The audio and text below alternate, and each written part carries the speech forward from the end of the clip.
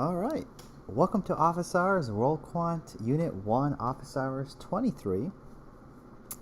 Hello, guys. Let's go ahead and see who is with us today. So I see Sunday Prince. Hello, Sunday. Hello, Manos. Francis is here. Jigu is here. Francis, hello. Welcome. Armin. I see Akewande is here. Hello, guys. Timothy, hello. And let's see.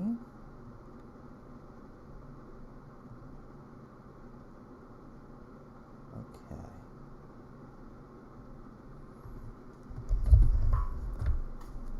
Hope everyone is doing fine today. I know I'm doing pretty good.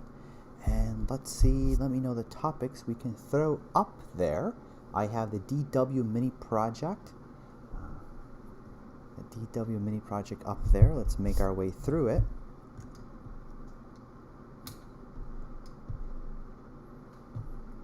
The way I see it, the sooner we go through the mini project, then the sooner we can do other stuff, including working on that web application. All right, so I see Ash late night, so thank you for joining us. Hello, Isaac. Hello, Fabio. Hello, Jerome. Hope everyone's doing fine and good today.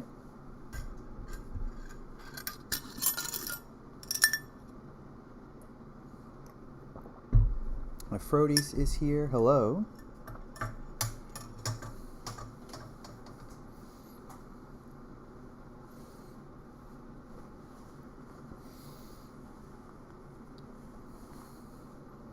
Hello, Cheyenne.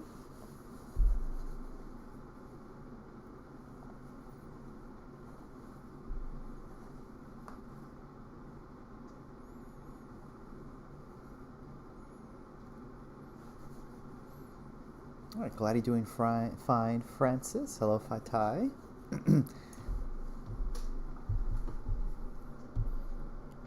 So hopefully we're getting a better appreciation of pandas, getting more familiar with working with pandas, and then we'll definitely become more familiar with pandas and more comfortable with pandas as we go through that mini project.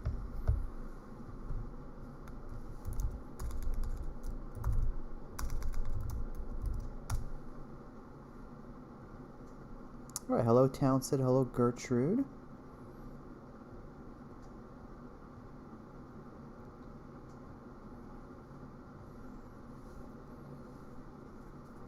Hello Lisa.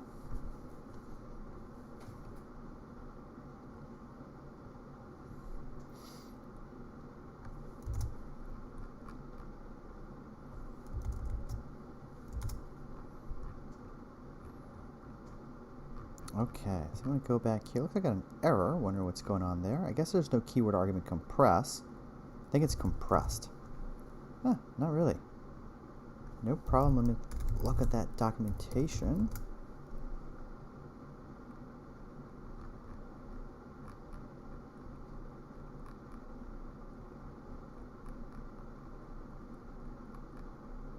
Compression. It's not called compress, it's called compression.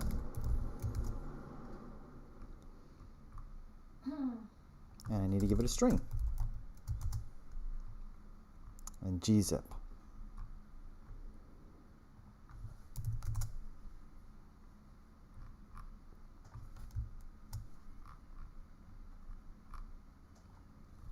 Okay, so let me know the topics to throw up on our agenda, but at the very top, it's making our way through the DW mini project.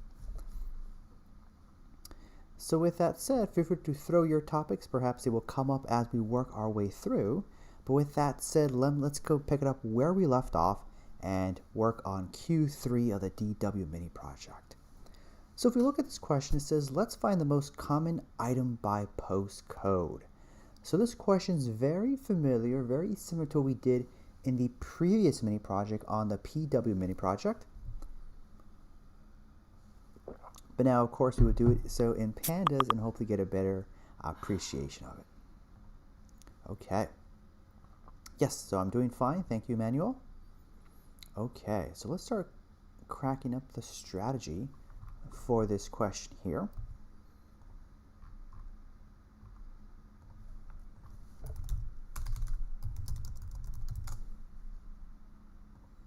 Okay.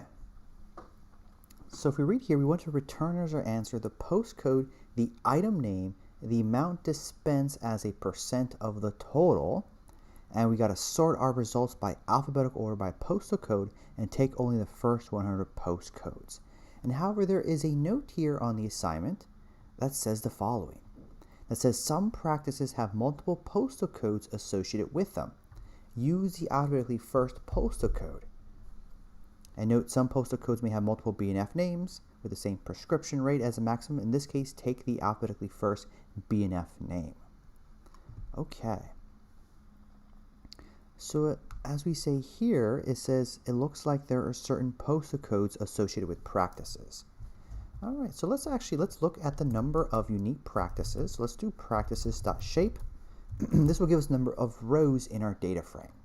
So give us the number of rows in our data frame. So there's about 12,000 rows in our data frame. And now let's look at the number of unique practice codes in our data frame. So if I look at head, I got a column called code, that is the practice code. And if I want to find the number of unique items of a column, I'm going to call the nUnique method.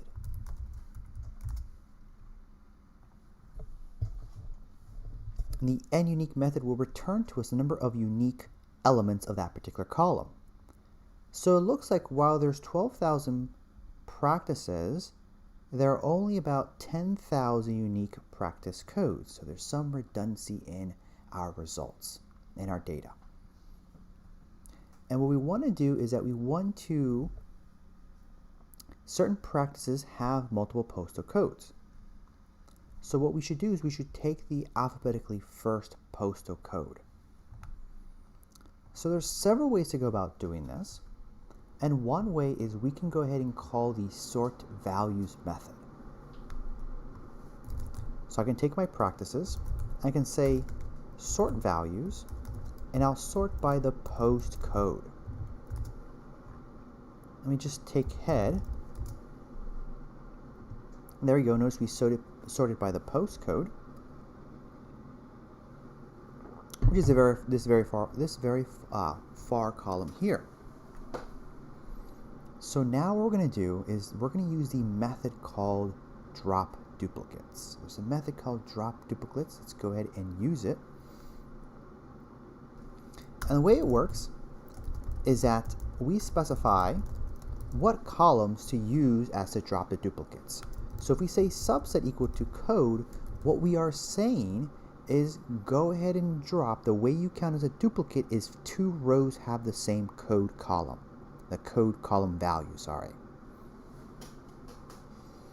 And we have to specify the criteria. If there are duplicates, which one should we keep? And there is a keyword called keep that we can set equal to first.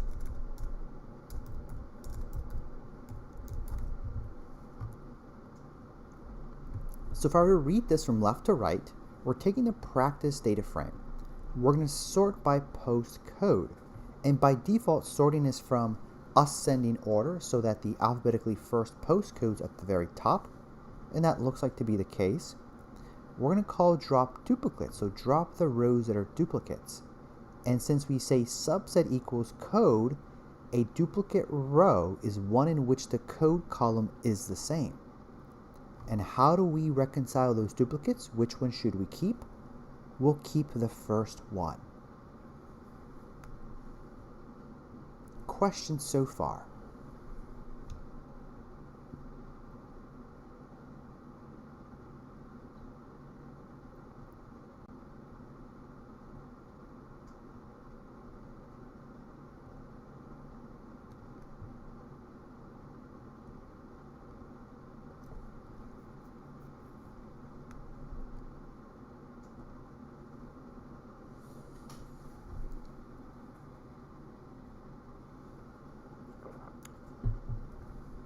Okay, so my question to you is, why do you think we're able to chain these method calls?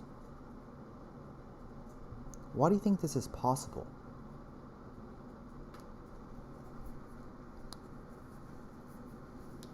Yeah, so we keep the first duplicate during dropping, that is correct. And Ash is saying, why can't we use something like group by? We could. In fact, we'll do the same thing using group by.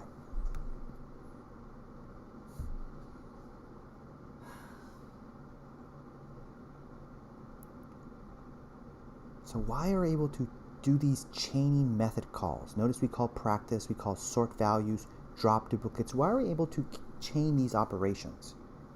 What's enabling us to do this?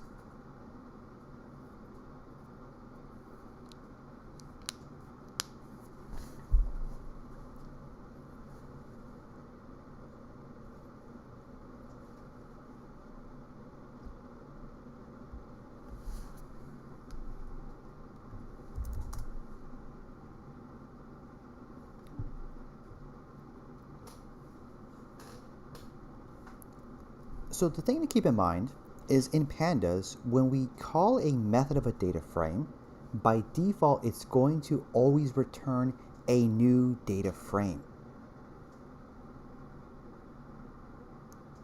So when we say practice sort values, what is happening, it's not modifying the original data frame. It's not modifying practices. It's still the same. However, what I've highlighted there is a data frame object.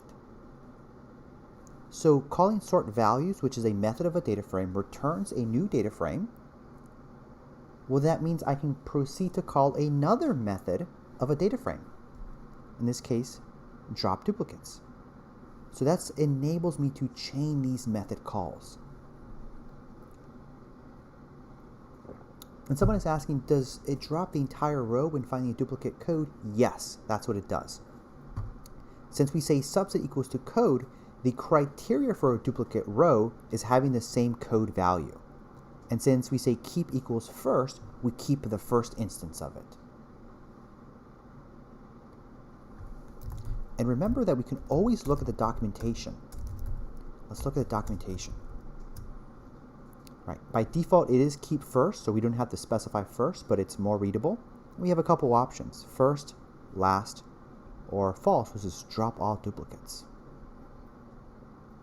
So our strategy here was we sorted by post code so that when we say drop duplicates first, we always keep the first alphabetical one.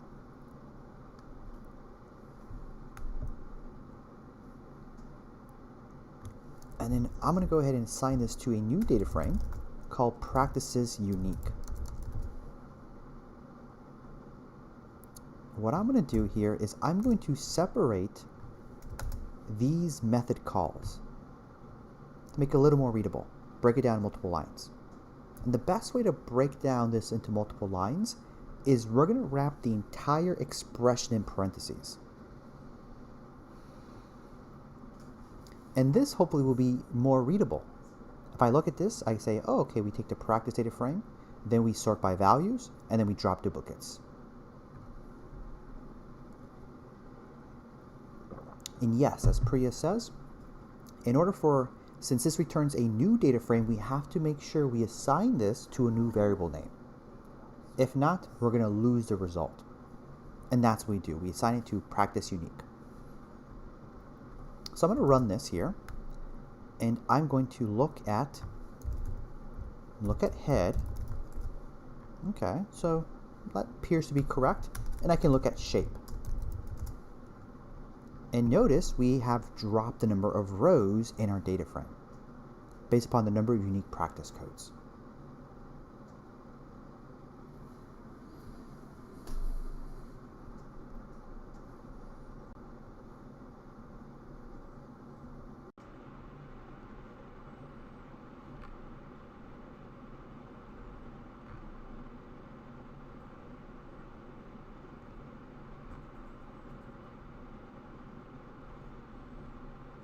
Okay.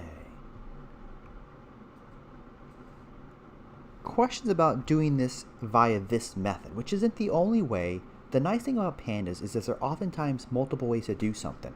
This is just one of them. In fact, we can explore the second approach, which is using group by.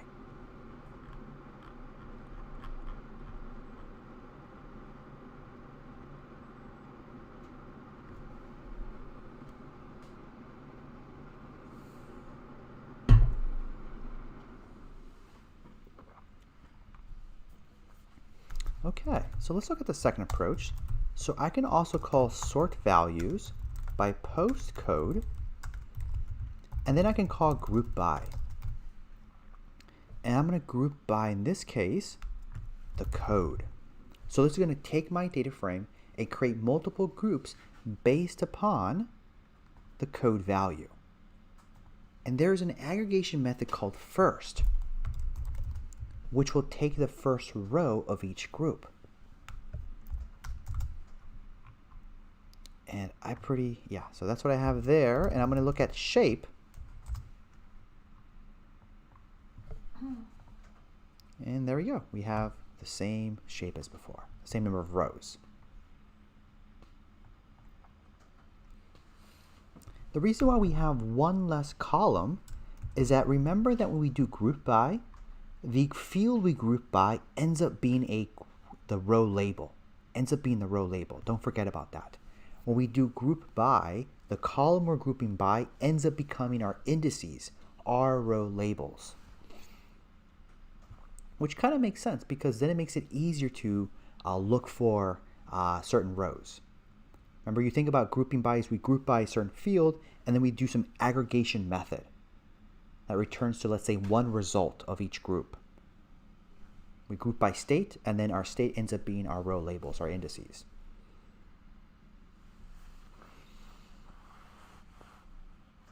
And hello, Ulrich and Farouk. Welcome, guys. Okay.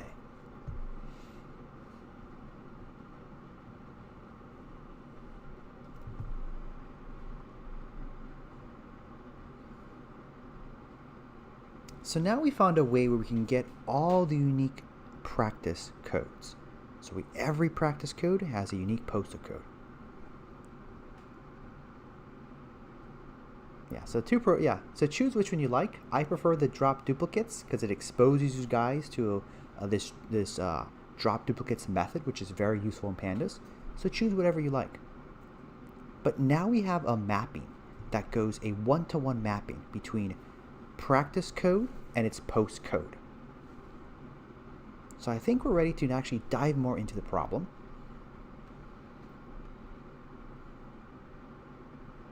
And what we want to do is we have information. If we go back to our prompt, we want to find which item was dispensed the most in each postal code.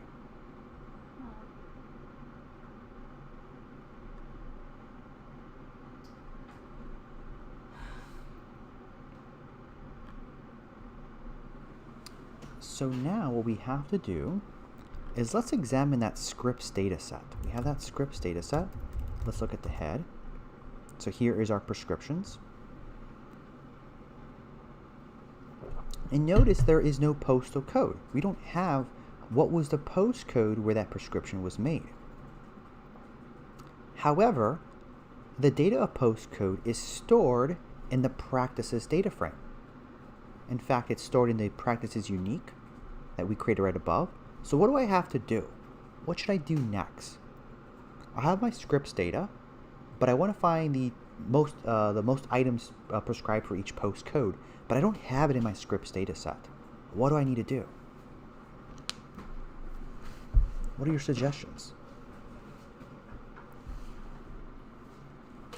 Yeah, we got to merge those data frames. So every time you find yourself having a data set and you want to do maybe some sort of group by aggregation, but you're missing that field, then what you should think of is like, is there a different data set I can bring in and merge together? And that's what I need to do there. I need to merge my Scripps data set, with my practices unique. So now I know what is the postcode that belongs to each prescription.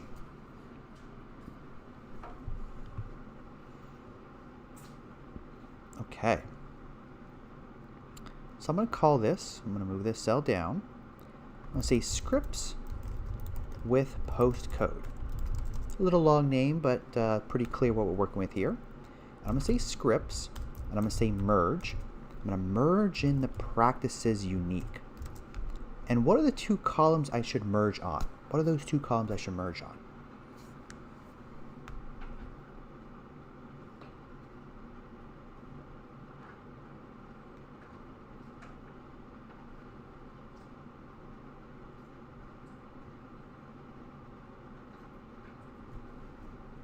So merge on code, the left one, right, left on practice.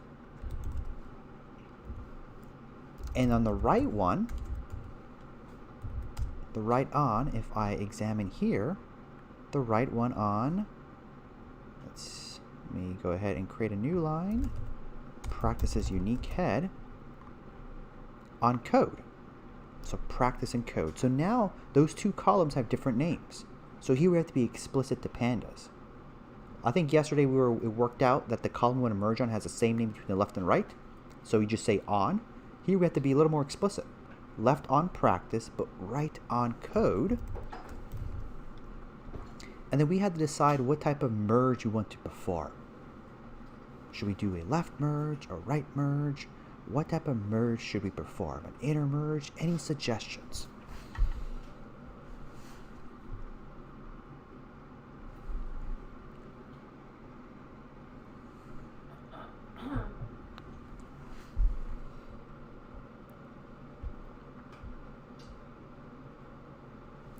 Yeah, I'm going to say left merge. I'm going to say left merge. And remember, for a left merge, what happens is we include all the records on the left, but only bringing in those on the right that had a match. So we don't want to lose any prescription data, any data with our prescriptions. Although I'm wondering if, in fact, if this will actually make a difference. So I actually get an error here. So let's see what my mistake is. Type merge got an unexpected left. Ah, it's not left, it's how. That was my mistake there. Okay, so I called this scripts with postcode. And I'm going to call this V1. I'm going to call this V1 here.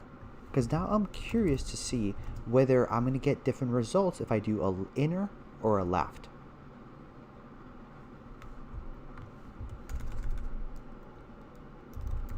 So that was an inner, right?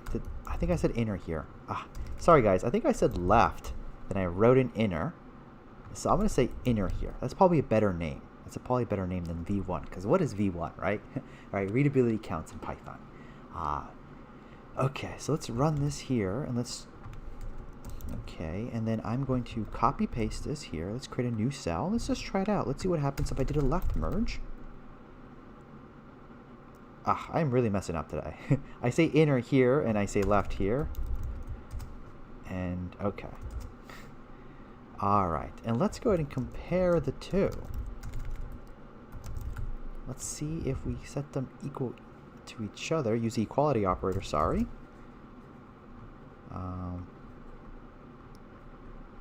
And I can say np all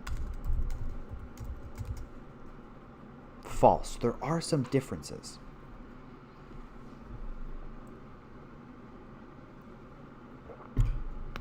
There are some differences. So what that means is that it looks like there are certain prescriptions that have a practice code that doesn't exist in the right data frame.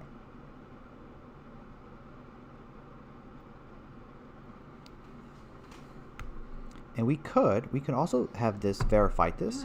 If I looked at my scripts inner and I looked at the shape, and I said scripts, and I said left, looks like they have the same row. So something is wondering what is happening here. Could have also done assert. I could have said assert. Could have also said assert. It looks like these, and now I'm wondering, they have the same number of rows, but there are probably some missing values, many ends.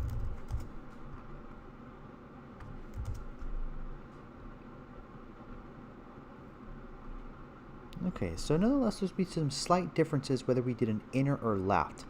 But the reason why we don't want an outer merge is that if we perform an outer merge, we would have included.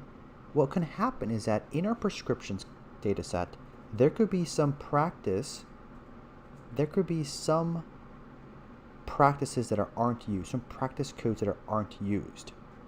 So in our practice data frame, there could be a practice code that doesn't appear in our prescription. And if we had performed an outer merge, that would have appeared in our merge data set.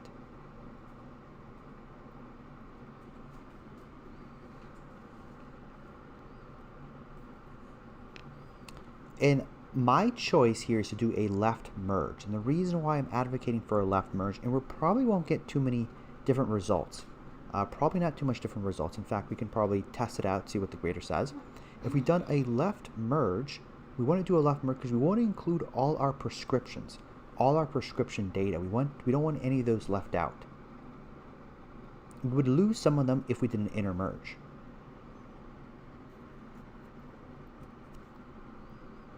But this goes into one of the lessons here, is that when you do data analysis, sometimes there isn't a clear-cut answer. There isn't a, yes, you should do an inner merge, or you should do a right or left. It kind of all depends on what we're trying to do and understanding the consequences of those merges. There are some design choices we have to make. It's all about keeping track of our design choices and be able to back them up.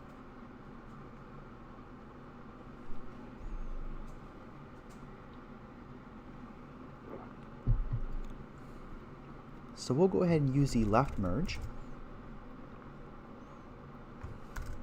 And now we brought in the practice, the postcode data.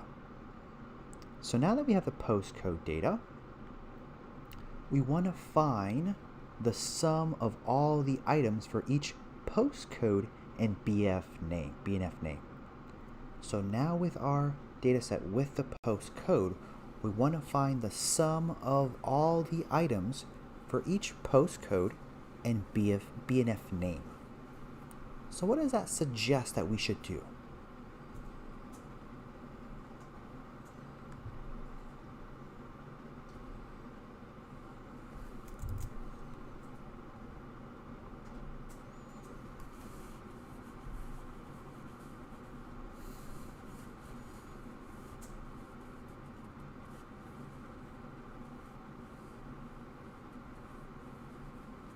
Yeah, we need group by both. Exactly. So we say scripts with postcode. We're going to group by postcode and BNF name. So it's very much possible that we can group by two fields, and that's what we do right here. And then we access the items column, and we'll call the sum method.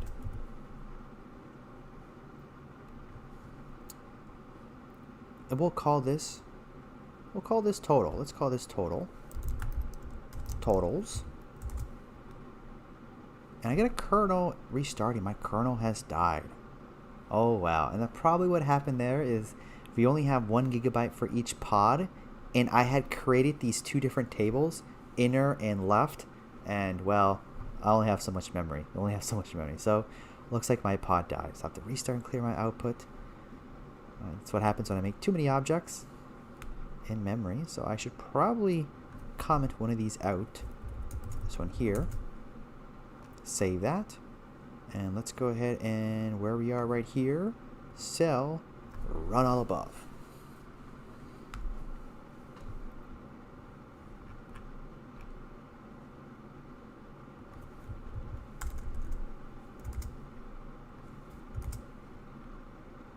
Okay. So now let me examine totals. Take the head.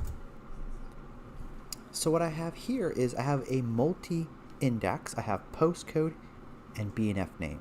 Postcode and BNF name.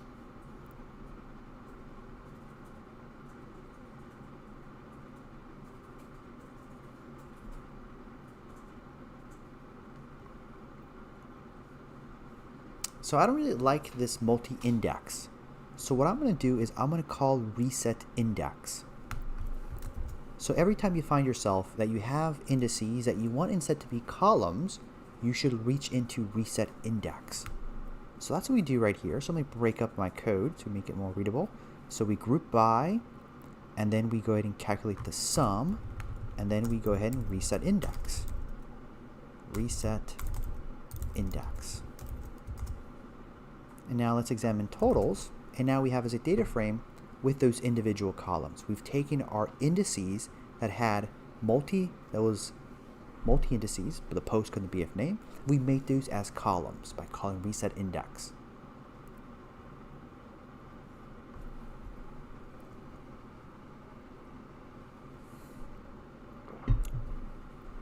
Okay. And remember that our goal is to find for each postcode the most prescribed BNF name and include the ratio. And that ratio is the most prescribed item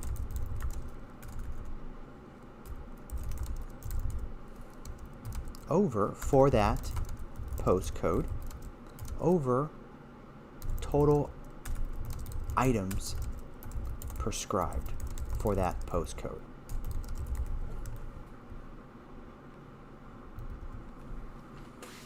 So if I look at what I have here in total, I can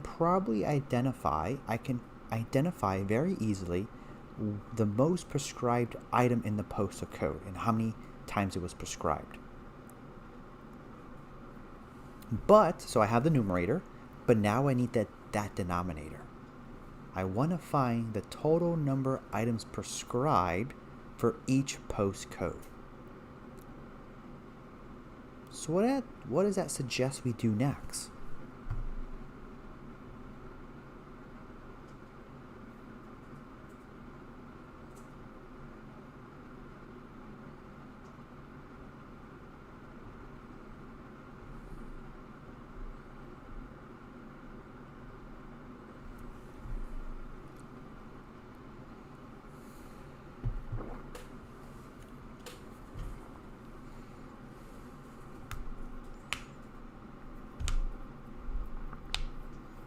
Yeah, we're going to group by postcode and calculate the sum. Exactly. So we take total, and we're able to do this now because we reset the index.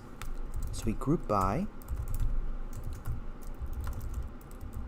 just the postcode and items and calculate the sum. And we will assign this to total by postcode.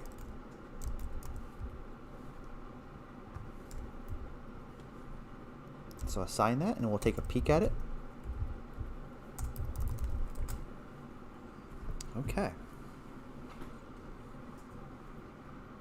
So now we have two data structures we can work with. Now we have a data structure that has postcode, the BNF name, and the most items. And we had one that gives you the total for each postcode.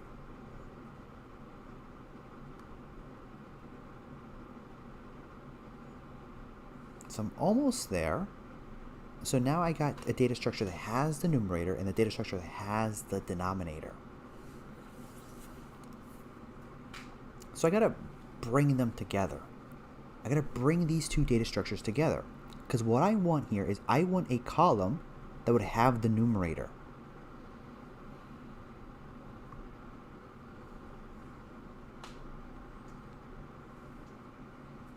Now one caveat here, it's not so obvious, is that this series has a name called items. And maybe I don't like that name. No problem. There is a rename method of data frames, of series and data frames called rename. And I will rename it to, let's say, total.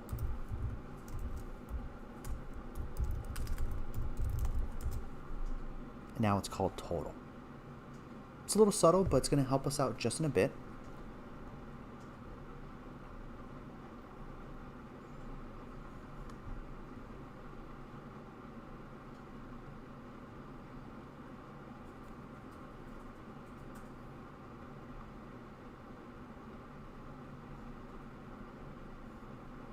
Okay.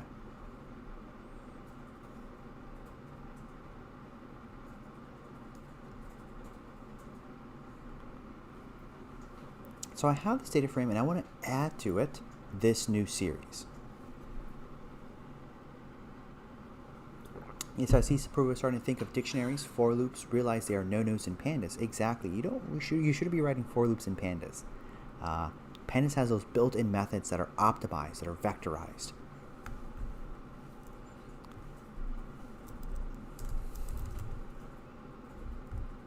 So if I look at postcode,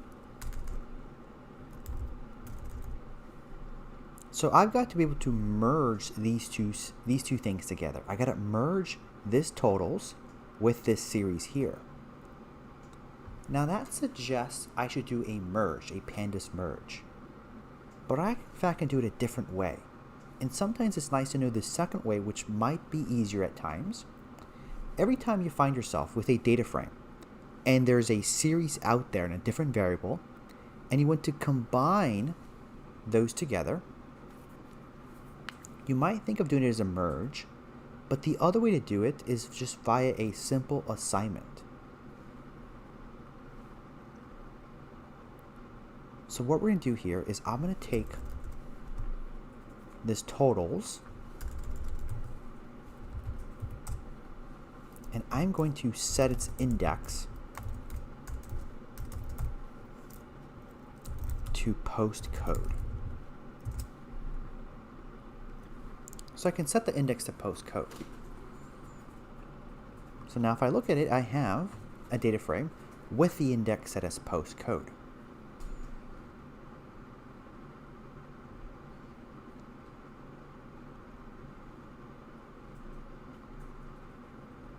So now what I can do is I can use the assign method of a data frame. And the assign method is one way I could go ahead and take a data frame and assign it a new column. I can say total equals total by postcode.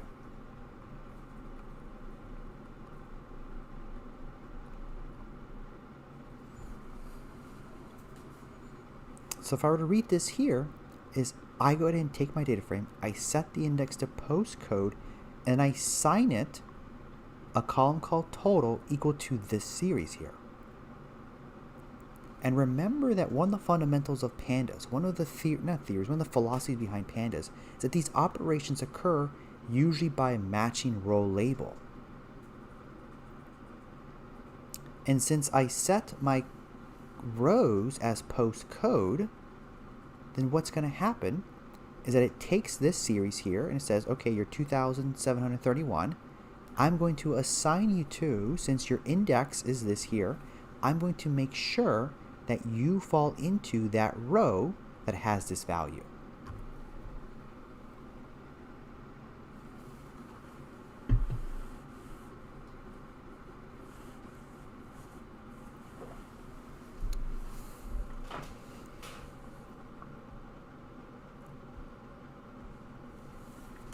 So now I was able to merge these two things together without exactly doing a merge here. I see a couple of questions here in the chat. Someone is asking, can't we use max after grouping, but by name and piece and name and on name and practice? So you can, but remember that we want the answer as a ratio.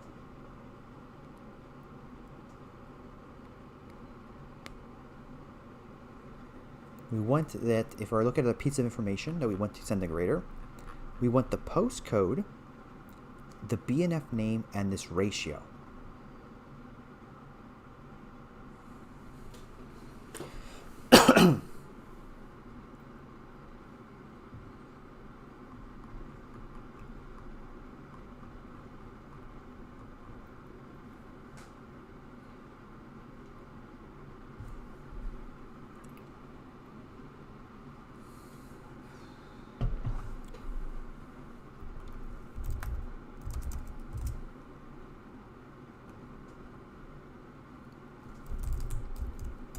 Okay, questions so far?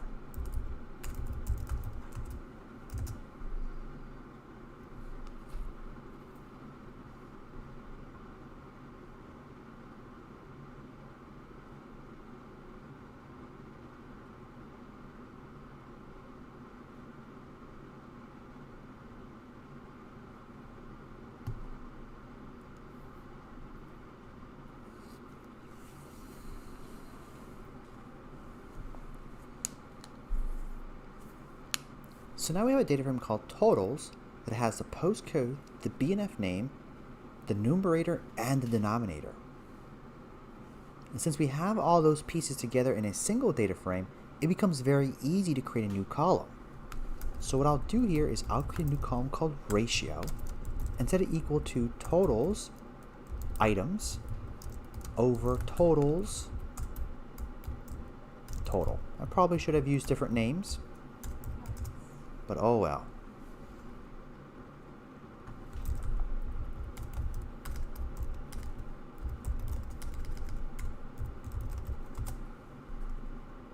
So now I have the BNF name, the postcode, the BNF name, and it's the fraction of it being prescribed for that postcode.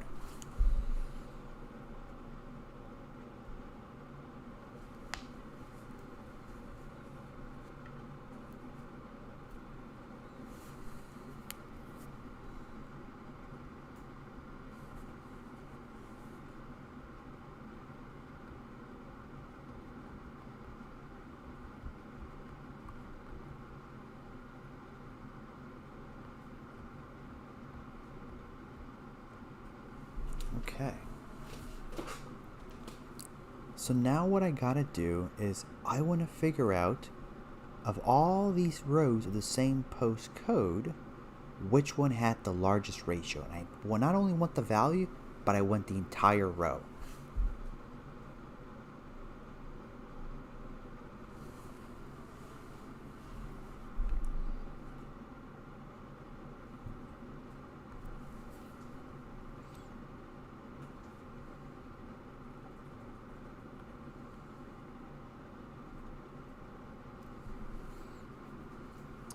So that tells me that what I gotta do is I've got to group by postcode again.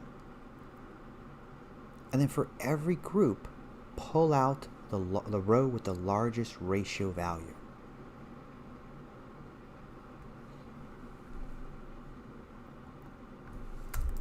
So I say group by postcode.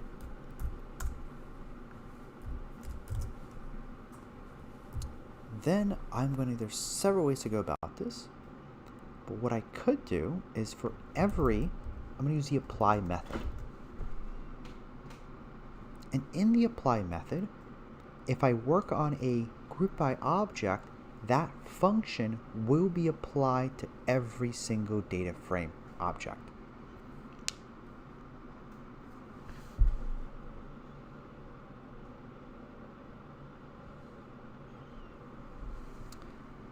So we want to pull out the row that has the largest ratio value for each group. And we're going to use apply on a group by object. The thing that I like to ask myself is, what is the function and process that I would use on a single data frame? So before we execute this, my question to you is, if I have a data frame,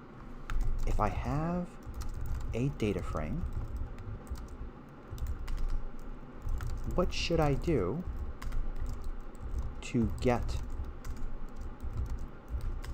one row which has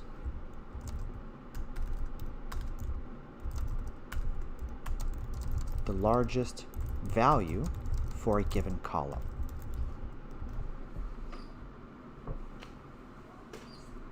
So we can call max, but with max we just get the value, and we want more than just a value.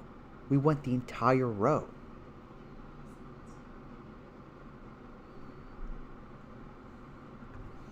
I can say totals, and I can say row ratio max. And this would give me the largest ratio of the data frame, but I want more than just a ratio. I want the entire row.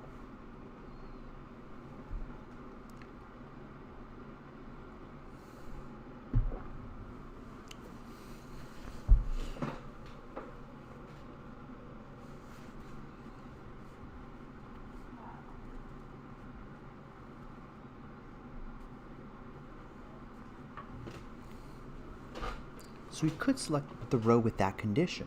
We could say, all right, we find the max value and then use some sort of filtering. All right, we found the max value, so give me the row with that value. So we could do something like that. We can say totals, and we can say, go ahead and select the one in which totals, where totals ratio equal max. We could do something like that. We pulled out the row, but that's kind of tedious, right? That's a bit tedious. So a different way to go about it, and I see some people put in here, is use something like lock and condition. So we could take totals and call sort by values in my ratio. And by default, it does from ascending, so we'll have to say ascending false. And since we impose the order of the data frame, that's where something like ilock comes into importance. Since I impose the order, and ilock is an integer position location, I can say ilock of 0. And that will pull out the row with the largest ratio.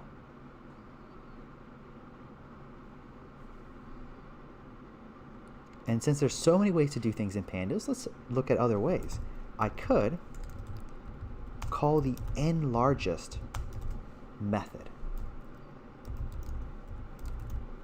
And the way the n_largest method works, it says, of your data frame, give me the rows that had the largest ratio value and how many rows. I get a key error of 5 because I think I have it backwards. And let me look at the documentation. N and columns. So what I could do instead is I can say n_largest, 5, and ratio.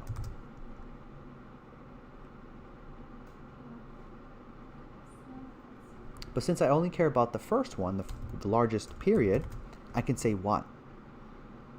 So there's a second method where I can access that row.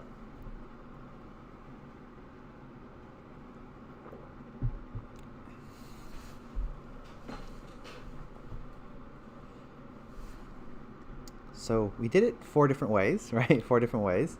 Of these 3, this one is the most tedious, right?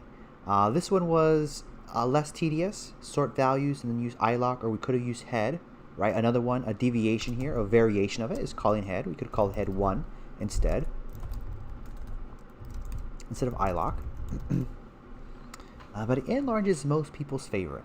That's what most people tend to like the most. So there's so many ways to think about doing this, and that's why we go through this, so you can see all those ways and we can rationalize which one's the best one. So I'm not sure you, but let's take the n_largest route. So what we've learned at this point here is what we've learned how to access the row or rows that had the largest value for a given column. That's what we've learned how to do. So with that, I'm going to call group by. Let's go back to this. Group by postcode. And when I call the apply method of a group by object, and I'll put this here, when I call the apply method of a group by object, what I'm doing is using that function on every single group/data frame that I have. So I know how to take a data frame and give me the row with the largest value. So let me pass that to the apply method. So I'll say lambda df, and I say df n_largest 1 and ratio. Now I want to assign this a variable called output. Well, maybe result.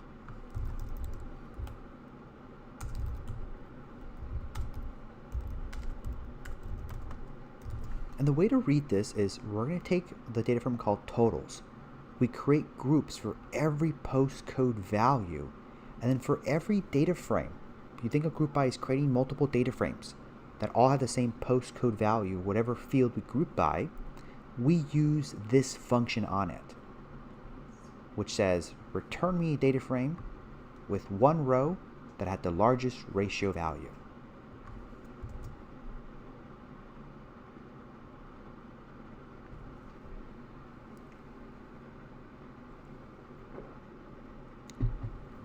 So now I look at this resulting data frame, and what I have here is, looks like duplicate rows, but I can fix that. Sorry, duplicate columns for postcode. The BNF name, the numerator, the denominator, and the ratio. So now if I fix this result up, I can get it into the correct form for the grader. And as a check, we give you one sample solution, and there it is, right? That drug, whatever it is, that postcode, and that ratio. All right, so it looks like all I need to do is kind of clean up these two columns, format my answer, and pass it to the grader.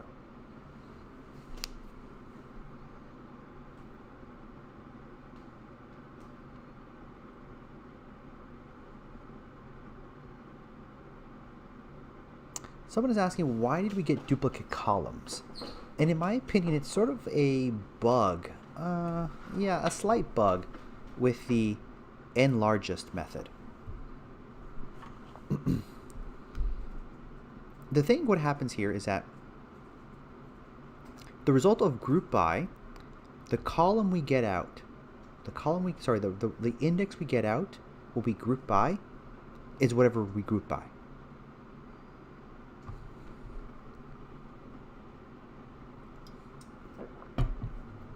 And this apply function, when we apply it, returns a row of postcode, BNF name, items total, and ratio. So it's going to pull out, this here returns this result here.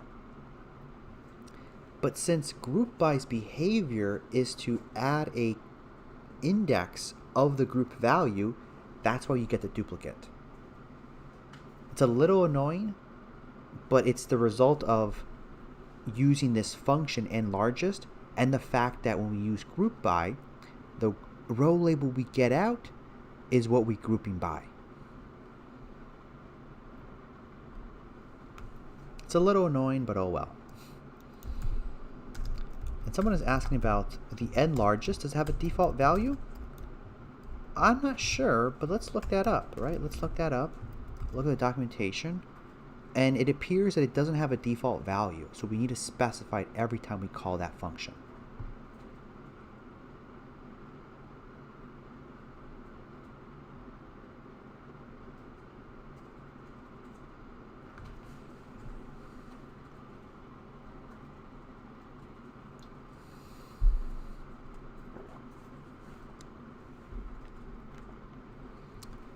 All right, I see that Bakal is here, so hello, Bakal.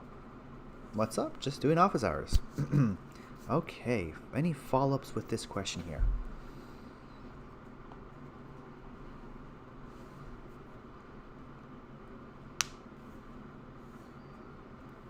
Okay, someone is asking, got a couple questions here, so I'm going to take a look at it. So if we group by items, we would have two items column. Previous row label as postcode, new row label as items, as well as previous items column.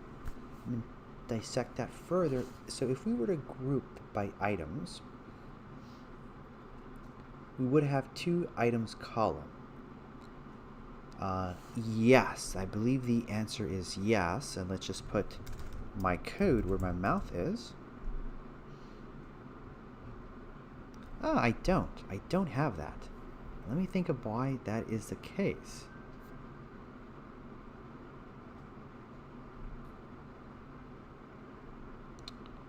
Well, no, yeah, I know I do. I do have two item columns.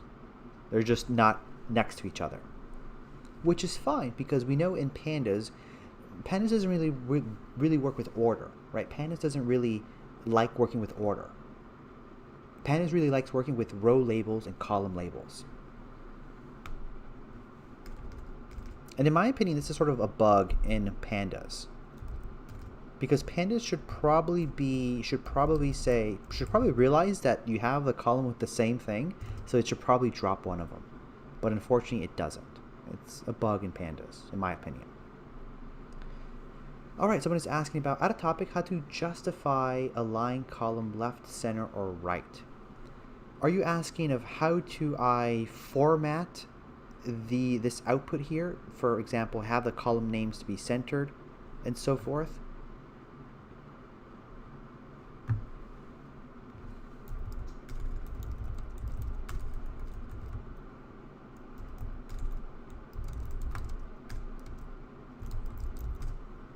Like maybe have the BNF name kind of over here instead. Yes, the heading. And I'm trying to think if there is a way, and there may not be a way. However, in pandas, if I import pandas, there's a set options. And here allows us to change a lot of the displays. So there might be something here where you can change how the header is presented. So have it justified or left align, right align. I have to look a little more, but there might be an display. See max columns, max width. Notebook REPL HTML. That might give us ambiguous. Let's see. Yeah, there might be somewhere in there. However, the other thing you could do is you can always dump this result to a CSV file, or you can even dump it to an Excel file, and then you can do your formatting there. Not only that, but Pandas actually has ways you can style these results. There's a way in Pandas where I can write Pandas code that says, I want to highlight the columns with certain values. I want to change the text based upon certain conditions. And I can dump that to an Excel file, and the style is preserved in that Excel file.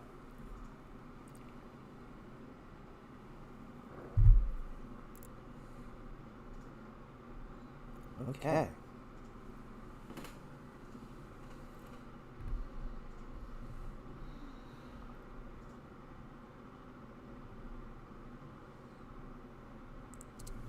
Let me see if I can do that. If I say results and I say style, I say, let's see, apply map, and I say, I don't know, let's see what happens if I say lambda x less than, let's say greater than 0.02. Let's see what happens if I do that. Invalid syntax, because I forgot about the colon. And not support for string or float.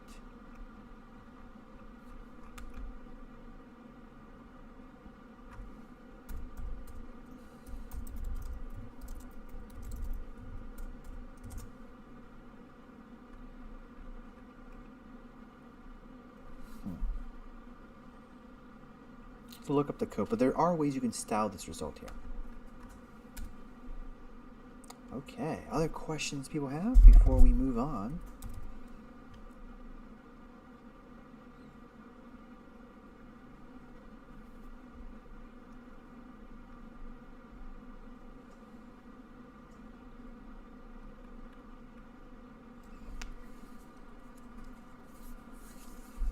Okay.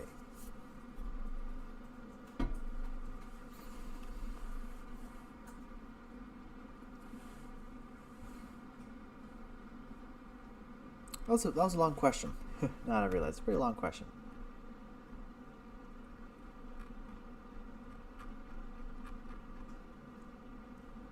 But I think we're in a good position to pick it up tomorrow and make more progress. Alright, so 3 down, 3 more to go. We've got script anomalies, and then script growth and rare prescriptions. Alright, yeah, time is up, guys. Yep, time is up. So let's see, we'll probably get over, I'm thinking about planning term-wise. We should probably be wrapped up going through the mini projects by sometime halfway through the week. So that means we can free up with other discussions, perhaps go back and revisit that application that we did, or that I deployed as a teaching tool about web applications and APIs, and deployed in Heroku. Okay, so with that said, guys, take care and see you tomorrow.